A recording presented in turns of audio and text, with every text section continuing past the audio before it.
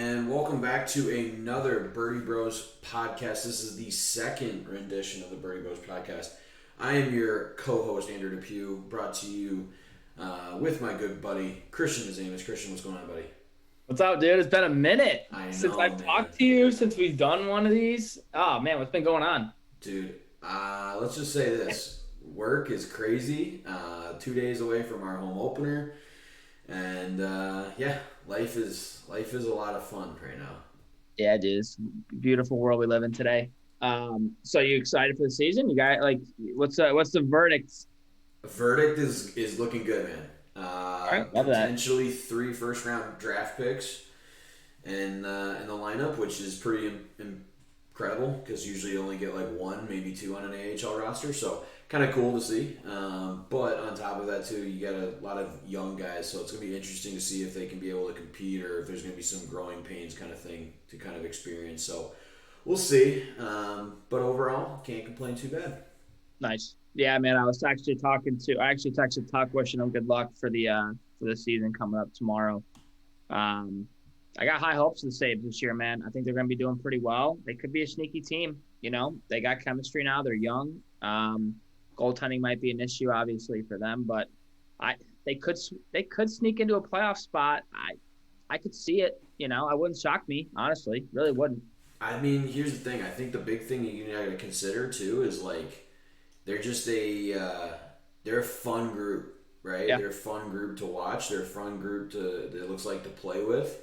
Seems like all the guys in the locker room for the Sabres, as you know, like for years they've seemed like it's just been really difficult to, find a team that's wanting to play together and wanting to be there and wanting to, make the Sabres colors proud, which obviously again being an employee is kind of cool.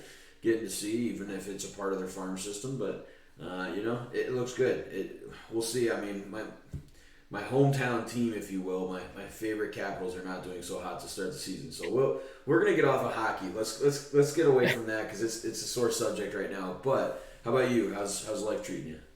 Good man. Running like a roller coaster right now. Honestly, that's my life. My life is literally a roller coaster. I'm running around doing stuff, possibly, just working my ass off. Really, I mean, there's no other way of putting it. I mean, I'm putting in the hours, and you know, I don't know why I even work 8 to 5. My hours are like 8 to 7, so I work long hours now, unfortunately. So I feel that. I feel that. I know we. I don't know about you, but our course is still going strong. We just had our big end of the year 8-man event, as I was telling you.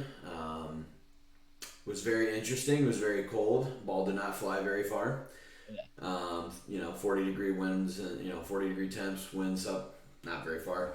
But who was playing last week was down in Vegas. They were playing at the Shriners, and I know we both said we didn't get a chance to really watch just because of life and things happening. But I did get to see Pat Cantlay of all people, who's Mr. Probably Clutch himself, blowing a 3-shot lead on the last hole, makes double bogey and loses by 3. Yikes. yeah, yikes is right. I mean, not only I'll go to Pat Cantlay in a second, but how about Tom Kim? Dude, Right? Not is only he the next? Is he it? Is he finally gonna be the guy that we've always been wanting? I don't know. I mean, not only, and any golfer can allude to this. Not only is going bogey free extremely difficult in a normal 18-hole round, but try doing it for 72 straight holes. He literally did not make a bogey for 72 holes. That is Yeah. absolutely incredible. I have to go and check. I don't know the last time, if ever, that ever happened on the PGA Tour. If it did, I can't see it being. I can't see it happening for a while. I mean, that was just like incredible. Um, for him to do that. He's likable. He's fun to watch. I mean, I've seen TikToks, I've seen Instagram clips of him, obviously, since he's won. Now he's back over in Asia getting ready for the, I think it was an Asian tour that he's playing in now. And, again, he could be, who knows? Honestly, it's the beauty of golf. You really don't know who the next phenom's going to be, It you know? makes you wonder, right? Because to your point, I don't even remember the last time that you can go 72 holes without a bogey. Yeah. I can barely go one, so let alone 72 is pretty hard to do. But you look at it from a standpoint of he becomes the youngest and only ever other golfer other than Tiger Woods to win twice on the tour before turning 21. Yep. That's not a bad company to be in. No. To your point, he is likable. He's fun. He's energetic. He's young. Yep. He's the type of kid that you could really see a lot of the PGA and the PGA Tour trying to get behind because he brings a new life. Um, we all know what he did at the President's Cup, the legend of Tom Kim. And the thing that's unique about it is, and we're gonna get off of Tom Kim and talk about another golfer real quick. What's interesting is all these guys are so good that it really is impressive because to do that is hard to win once, let alone now twice. Like Yep. people talk about how much the game has grown to where all these guys are great. Like you hear guys, and I saw the tweet, which is the golfer I'm going to be referring to here in a second, is Max Homa. Max Homa made the tweet, recently that every golfer and any golfer in the world is a crazy psychotic because at one swing you could be thinking about retirement, the next swing you think you could win the Masters, and it's all about confidence at the end of the day. Yep. And I think he just has so much confidence between the President's Cup and his past win and now this. I'd be shocked if he doesn't make a statement again this year. Yeah, I mean, I think Max is due. I mean, for a major, personally. I mean, he's good enough to win it. He's good enough to obviously win on the PGA Tour. Let alone he's good enough now to make a Ryder Cup team, President's Cup team. I mean, I could easily see Homa doing it. Right? There's a handful of names, obviously. Do you That think Tom Kim gets it done? I mean, I not yet. I need to see more from him first. I think well, obviously as the discussion, I think Homa gets it done before Kim. Personally, I mean, I think Homa's been there. I think he has been in enough tough situations where he can make that happen for himself. I don't think Tom Kim's been there yet. Personally, yeah, he just had a hell of a week. I mean, not again going bogey free. yeah. 21, 2200 par is what he was at. I mean, that's just incredible, right? But I would like to see him do it a couple more times before I can even put him in that category of winning a major, personally. I, I, Um, I, I but tend to agree. I just think it's a matter of like, you talk about these guys that are in the tour and to the point of like, obviously, again, I'm comparing these two guys and we're talking about a lot of different things. So for the listening audience back home, we apologize, but that's what you're going to get here. So if you don't like it, unfortunately, learn to love it because that's what's going to happen. The thing with Homa and the thing with Kim is at the President's Cup, unlike yourself, I watched every waking moment of the President's Cup, let me tell you. And it was refreshing. It was fun. It was a domination, let's face it. It was a domination by the U.S. team still. But I'm interested to see because there's a lot of young guys from the international team that impressed me that you could see starting to make a name for themselves here in a little bit, and then maybe it gets a little bit closer than we maybe want with as a U.S. born player to have to go up against. Max Homa, I think he does get it done. I think the other question that I do have for you is like you see these guys playing, and yet the most important thing is we're still not talking about all those guys that went to live. So like, is Liv really gonna do it? Because and I know we had some show notes beforehand, but like we're gonna get off the show notes for a second because I'll be honest. I think that they're starting to make a comeback. The tour is. I think they are. yeah, I mean, I think if Liv ends up getting a TV contract, it's a different story, right? Not many people are going to say, I'm going to wake up on a Thursday, Friday, Saturday and turn on YouTube and watch it live. You know what I mean? Obviously, I think it would be a whole lot better for Liv personally if they got a contract with, say, CBS or Fox or, I mean, shit, even Peacock. For Well, that. so here's the funny story, and that's why I bring it up, and then it kind of goes full circle. So news article comes out recently, and I can't remember the reporter or the person that said it, so I apologize if I'm not quoting you exactly here, but bear with me. I'm giving you some props where it's due. They made the same comment. They said it's impossible for Live to ever compete with the PGA Tour until they have a TV deal. And they're apparently closing in on a deal with Fox Sports. But here's my question. I actually argue that it's the opposite. YouTube is everywhere, okay? And I think the biggest problem that golf has is that they're not accessible enough. You, me, yes, we understand getting on YouTube. Maybe the older generation doesn't, so you need a mixture of both. I think what needs to happen is they don't maybe need that big, CBS, NBC deal. I think they need that middle tier so that they have the ability to go to the middle aged and the older folks that are generational people, and then they need to stay on YouTube because, and I think the PGA Tour should learn from them and go to YouTube or go to a streaming service because honestly, I don't like the fact I can't watch the whole tournament. It sucks. And it's if it's free to put out other than you just having the other stuff, you can do licensing right on YouTube and have sponsorship because they've proven it. So like why can't they do it? You know what I mean? Yeah, no, I mean, again, it kind of goes back to whether or not Liv can make that decision, and what the best decision that Greg's going to make, obviously, for their tour. I don't know what's going to happen with Liv, obviously. I mean, I'm kind of happy that people aren't really talking about it too much anymore. I mean, as opposed to like obviously when it first came out. But again, it kind of goes back to, I think it's just kind of people are just like over it. You know what I mean? Mm-hmm. I think people are just like, okay, there's two tours, right? That well, there's more than two tours, obviously, but you got the European, you got the Mackenzie, now you got Live, right? And Yep. now it's just like, okay, you guys go do your thing, go make your millions. We're gonna continue to stay on the PGA Tour here. The one thing I want to make a shout out to really quick. I want to make a shout out to John Rahm first off for the class act that he was for not only congratulating the Live Tour player, right, but he didn't shit talk him, obviously. Okay, he was like, look, this kid is just out of college, okay, and he just beat the best players in the world. So at least John's still giving credit to Cam Smith, DJ, Bryson. Those Right. guys are some of the top players in the world. So I want to say hats off to him first off. That was incredible. Um, you will never see Rory or JT do that. Period. I don't think. Right. I don't think that they I don't think do. I don't think they do, but I think that that's wrong. And what I mean by that is I think you're onto something with the way that the PGA Tour beats, if you will, the Live Tour is they have to outclass them. so. Yeah. That's it. You have to outclass them. And you know what? You can say what you want, and it's not a negative. I think that the thing with Live, to your point about the college golfer winning, right? Like it's still always going to be seen as this gimmicky league until they get official world golf ranking points.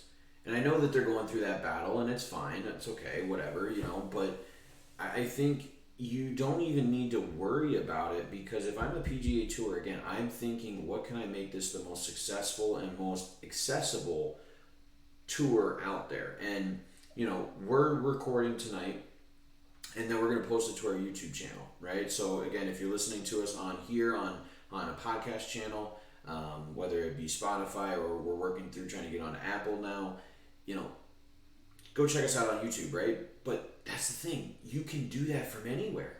I can do it from my phone right here. So Absolutely. like, why wouldn't you want to do it on YouTube or on something? They have their YouTube channel. It's not that difficult. I don't get it. I think that they're misconstrued in what they need to do to outclass the Live guys. Is my opinion. Yeah, again, Greg's got his own mind made up on what he wants to do. Obviously, Greg's in his own little world. He's doing what he thinks is right. Again, uh, people are going to obviously disagree with that. But at the end of the day, Greg, it feels like he's doing what he's best for his tour, right? I mean, Mm-hmm. he's making guys money. He's growing that tour, and he's getting a lot of guys that I never even thought would go there. You know what I mean? Um, so in a way, it's kind of like hats off to Greg Mm-hmm. for getting the guys that he's gotten on tour, right? Biggest name that I obviously is not even counting Cam Smith because that's the biggest name by far, But I've said it on a couple other shows that it's Joaquin Neiman, Abraham Answer, those guys that were really making a statement on tour. Again, he's never going to get JT. He knows it. He's never going to get Rory. Never going to get Victor Hovland, Scotty Scheffler, those kind of guys. He's never going to get them, right? Right. But if you can still get big names, like a Bubba Watson, like Phil, like that, guys still want to go watch golf and watch these guys play. That's huge, you know. Um, Do you I think? don't know what's Do going to you happen. think that? And hear me out for a minute. Do you think that? And I get there's a lot of sponsorship dollars, so it makes it very difficult to consider this as even a possibility at this point because the PGA Tour schedule is pretty set in stone. It's a pretty carbon copy year over year of here's when this is, here's when that is, yada yada yada. Do you think that it would be easier or it would be better? And I know they've talked about this like top level player events exclusive to the top players. Do you think it would be better in the PGA Tour's interest to truly cut back the number of events to a more select number and making them bigger events, keeping the bigger ones, right? Like I think Shriners is a great example, right? Everybody loves when they go to the Vegas skit, right? The WM Phoenix at Waste Management, right? John Deere, Zurich. Like we all know the big names. If we cut it back to those and got rid of some of the other ones in between, do you think that it helps the PGA Tour because those big name guys are there then every single week or should be there every single week because they can't really miss a week or else they're going to be lacking in the points column at the end of the year for the FedEx Cup? Yeah, I mean, it's tough to answer that, because it's like the PGA is coming out with all these new different collective bargaining stuff for like their players and like, obviously like the social media stuff and whatever. And, it's really only affecting the top tier players. Mm-hmm.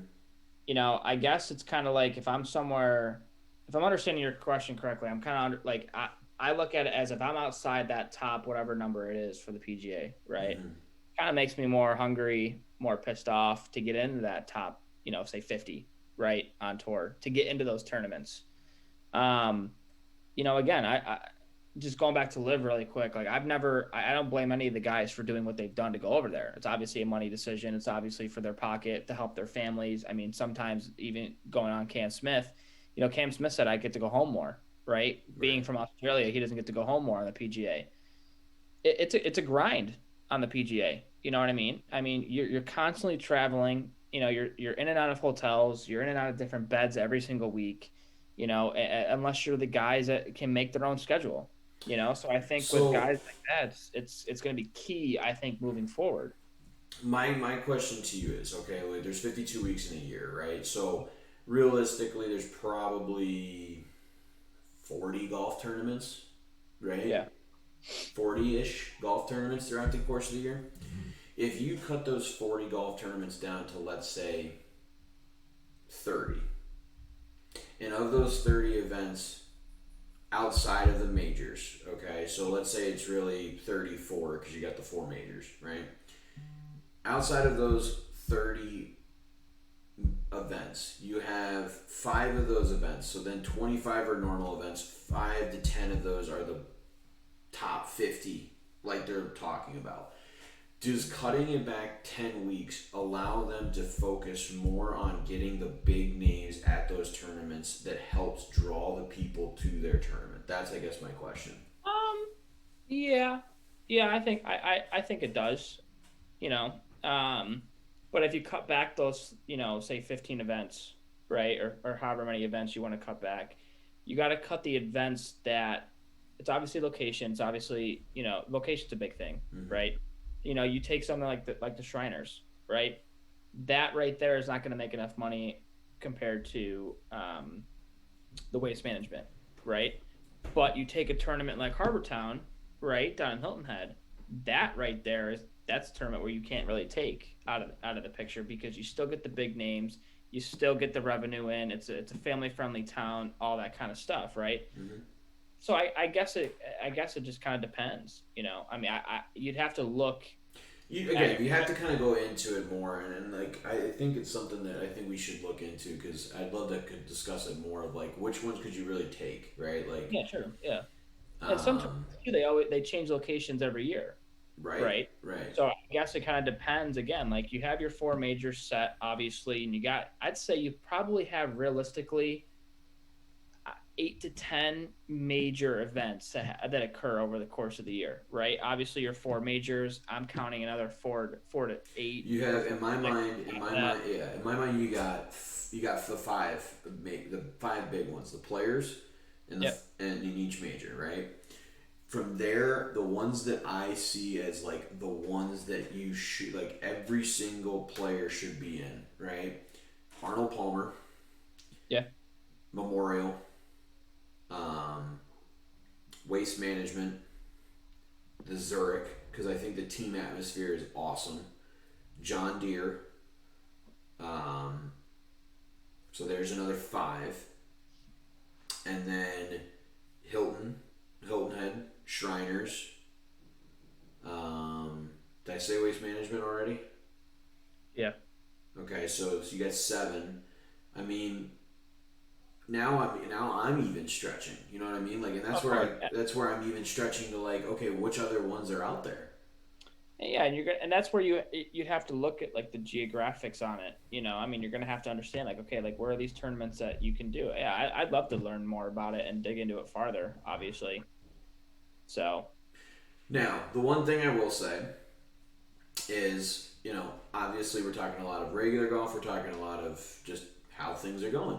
But here's the other thing that we're not talking about is we're talking about these two competing tours, but now there's two competing video games. When we went years without PGA, and now PGA 2K23 is just about to release here on Friday, and in the spring, I think it is when it was listed. EA Sports just came out with its own PGA game. So it's interesting that like this whole big debate about golf has brought back kind of really video game golf, if you will, in general. And so like it makes me wonder like did Live actually lead to something good? yeah, Ah, it could have. Again, I've been saying it. If Greg Norman never did what he did for Live, the PGA never would have came out with the collective bargaining agreement that they have now for the players. Never would have made them more money, right? Um, Never would have made these two different video games that are coming out. Never would have made. So in a way, he's kind of, yeah, you could say he's kind of grown the game if you want to call it that per se. But again, people are going to disagree with that statement, obviously. right. But at the end of the day, I understand the whole lawsuit, the suing and all that stuff. I get why Rory and JT and those guys were pissed. I get it, right? If I was in their shoes, I'd be pissed off too. But in a way, it's also like you're going to be making more money now. You're going to be winning more golf tournaments.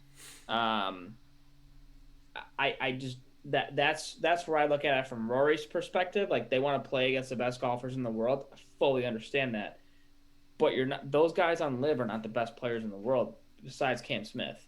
Okay, Yeah. you know, And I think you're right. I think my big thing is like did the drama lead to the desire to have things again, right? And it's gonna be cool. Like I'll be honest, I pre-ordered. I hope you did too, because then we can hit the links even virtually, even throughout the winters of cold Western New York. But they have huge names in this 2K23 that's releasing. Tiger's back. You can play as Tiger. You can yeah, play as Tony Finau, Justin Thomas, and then they got people on the LPGA. So they have, I believe it was like Lexi Thompson, um, Brooke Henderson's in here, and then they got people that are outside of it too. So obviously the big ones are Michael Jordan is in the game. You got Steph Curry in the game, who are big time golfers for just average amateurs like ourselves.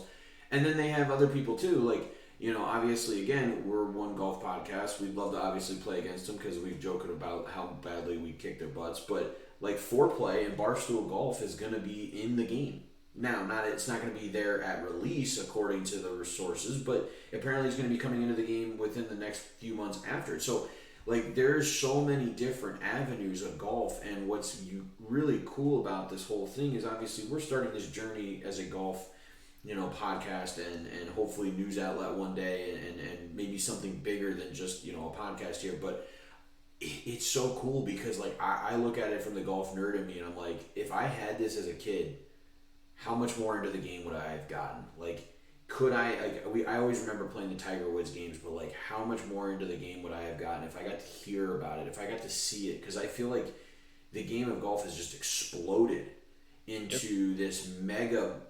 master of like drama on the pro tour. Then you have PGA players that are tweeting about everything. Then you have video games. Like everything is coming at you from different angles, and then on top of it, you got just being able to play golf in general that you normally would growing up. So it's just so wild, and I don't know. It's something unique to say the least. That's all I gotta say. Yeah, no, I agree completely. Personally, I mean, it's the beauty of the sport. It's why we love it. Obviously, it's a love-hate relationship. You know what I mean? I mean, it's always going to be that, but and you can play it forever. So it's like we're gonna just like a quick like just recap. Like I mean, we're gonna always continue to talk about live as long as it's gonna be alive, Yep. right? We're always gonna be debating between both tours moving forward. I'd even say the third tour is the DP World Tour now. They're the three major and Corn Ferry. They're the four major tours in professional golf, Yep. right?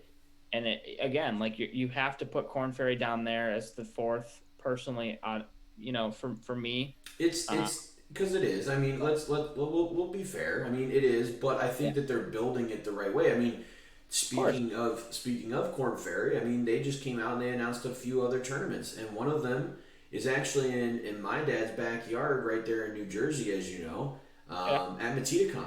And I can tell you right now, like I don't know what the scheduling of it is. I have to look at it, but like I'm down to make a road trip if you are, because that course is one heck of a course. Let me tell you. Oh, absolutely. And not only are they expanding on their schedule, they're also making more money too to help them out. Mm-hmm. I remember back in, when this whole thing started, they were making like what, 10 grand for 4 days of work. That's not enough to pay your caddy and expenses and all that stuff, obviously, when you got guys on, tour making 100 or whatever it was, so yeah, the game's obviously growing. It's in a good way, and I'm excited to see what happens here in the upcoming years. Truly. So So I guess the last thing that I'll say, and I know that we've talked about a little bit of hockey, but I gotta have the conversation. And we're golf mainly, but we are, as you know, we want to be more than just golf. We want to be all things sports and all things just kind of going on in the world. I gotta get your opinion because we haven't talked. What in the world was the Miami Dolphins doing, carting Tua Tagovailoa back out onto the field against the Bills, and then playing him on Thursday night? Like, I know your Birds are 5-0. I get it. You're the only undefeated team, right? best team in the NFL, Just baby. saying, if it was actually, the correct medical conditions were actually done by the Miami Dolphins, which I'm still going to argue to this day, we would be 5-0 with you. That's my belief, and I'll stick to it. But, I mean, dude, what in the freaking world is going on? I don't It's. know. First off, I'm happy that guy got fired. Right, he should be fired for what he did. Serious stuff going on, obviously, with Tua.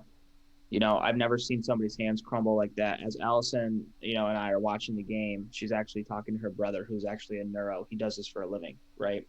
And he was giving a lot of examples of what was happening, right, to him. First off, he had a concussion against the Bills, right? Mhm. That is just a set in stone fact. Um, Well, according to their medical doctors, they right. had a It's, back injury. yes, it's the worst back injury I've ever seen in my life. But if you go back and watch the clip of him falling down to the turf, he immediately grabs his head. Right, his arms immediately go back to his head. Her brother was also saying during that game against Cincinnati that it was a miracle that he didn't die. Right, having two concussions of that severeness in a matter of a week was incredible. That he's walking, functioning, it's a miracle. Yeah. Right, he should retire. You don't want to, you basically you don't want to mess with this. This is like your life you're talking about. I understand it's football, But the way that I looked at it too is that like Mike McDaniel's after the game, he's like clueless on what's going on. He doesn't know how to talk to the press. You He know? made a comment, and this is what's wild to me. He made a comment that, oh yeah, we were watching movies on the plane ride home. This dude just suffered a major concussion. He shouldn't be in front of any screens whatsoever. Yeah. And Zero. you know, you don't want to wish ill on anybody, all right? And nor Yeah. will I ever. You know, I get it. We lost. It is what it is. As long as he's healthy, like and safe, that's the biggest and most important thing, right? But the guy that was, and I can't remember how to pronounce his name, but he was basically the doctor or the scientist that came out and originally created the study on CTE.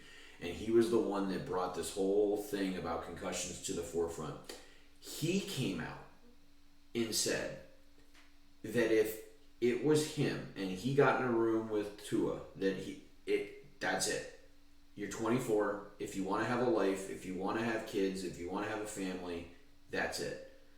Yeah. So if he's coming out and saying it, what are the other doctors not saying? And are they like just out to lunch, or are they being told? Because like that's wild. Yeah. Any medical professional on social media that I was following during that game. Yeah, that's just medicine one on like 101. Can't even speak tonight. Holy crap! Medicine 101 is that like when you see something like that happen, his brain's telling him it's like I couldn't even. It gives me nightmares thinking about what happened because it should never have happened in the first No, place, right? never. Tua should not have been on the field against the Bills in the second half. It was a miracle that they even won the game, to be honest with you. And it was also like a miracle that he played against the Bengals to begin with as well.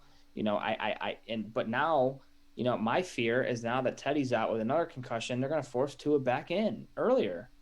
I'm looking on Eh, my fantasy apps for games this weekend. He's projected points, that's wild. and he shouldn't be. He should be out. He should be not placed on. I mean, he should be placed on IR, but like he should be placed on